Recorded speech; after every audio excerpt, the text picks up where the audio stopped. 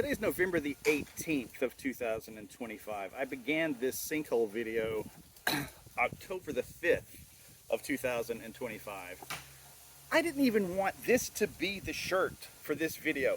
I happened to have this shirt in my car the day that I went up on the roof and filmed the opening element. But I've been wearing it now for a month and a half. Multiple days a week, I have to wear this shirt and this hat.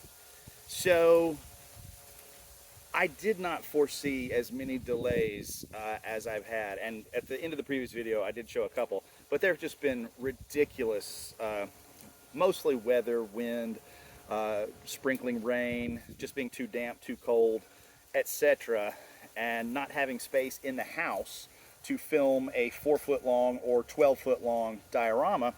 Yeah, it has forced me to be outside and wait for good weather. But inopportune phone calls, emergencies coming up, all these things have, given me increasing delays.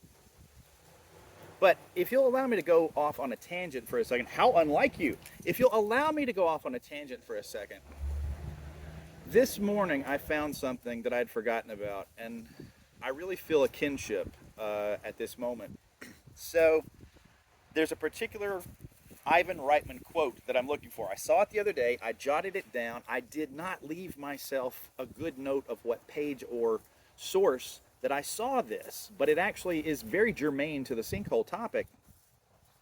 So I'm rereading Cinefex this morning. The start of the article, page after page after page, and it's a very in-depth page. I've always disliked when you go to church and the preacher gives you 3 words from this chapter and 3 words from this chapter and 3 words from this chapter and tries to make his point. And I'm like, just read me the whole scripture. Why are you not reading me the whole scripture? And now I get it. I'm doing it. I'm doing it with this article. Thank you.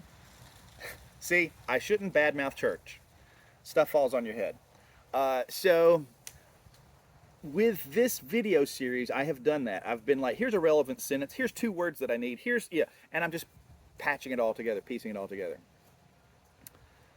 As I'm rereading the Cinefex article in full, and I apologize because earlier videos said this will be the final quote from Cinefex, and it wasn't. It talks about Randy Cook animating the stop-motion Terror Dog puppets. Now, if you've seen my previous videos, you know I have an affinity and a collection of Terror Dogs of various scales and sizes. This was my first, right here. The one that I bought from Dave when he decided to sell off his toy collection to get a drum set. So, they've animated one particular shot the first time, second time, third time, and those don't work. They're not usable for various technical reasons. They go to animate it a 4th time. They think they've got it. But a problem with a motor in the camera, unbeknownst to them, was turning the film into spaghetti the entire time. And somebody says, go do another shot. Come back to this one in a couple of weeks. And Randy Cook says, I've got to do this now. They begin the 5th attempt of meticulously animating this thing. And it says in the article that they were pulling like 16-hour days just to get a few seconds of stop-motion animation footage. They break for the night, they come back the next morning, and a second mechanical failure has made something fall over and hit the Terror Dog and knocked it over. And rather than start over a 6th time, Randy Cook picks the thing up, puts it back where he thought it was, and they go on. And you could not tell the difference. You can't find it, they said.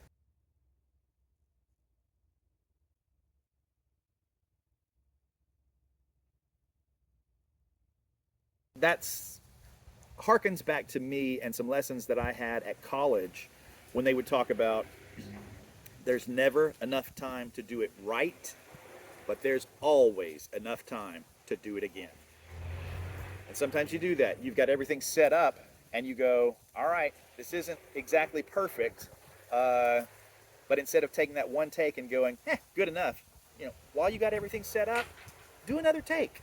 It might come in handy. And that's sort of my approach to my videos And yeah, I had forgotten about that story, and I saw it today, and it just felt like a little pat on the back, saying, you know, we've all gone through delays getting our stuff to be brought into reality.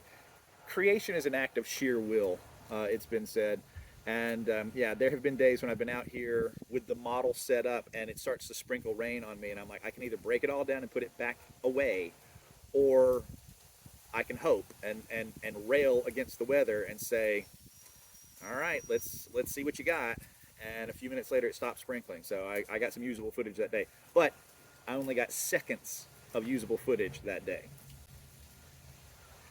So let's get back into our reconstruction of the shooting. We finished up with New York. I didn't do the Stay Puft Marshmallow Man hat falling down. I thought about it, but you know, just sticking to what's actually in the movie. I think we can gloss over that being a New York shot. And now let's talk about the LA sequences.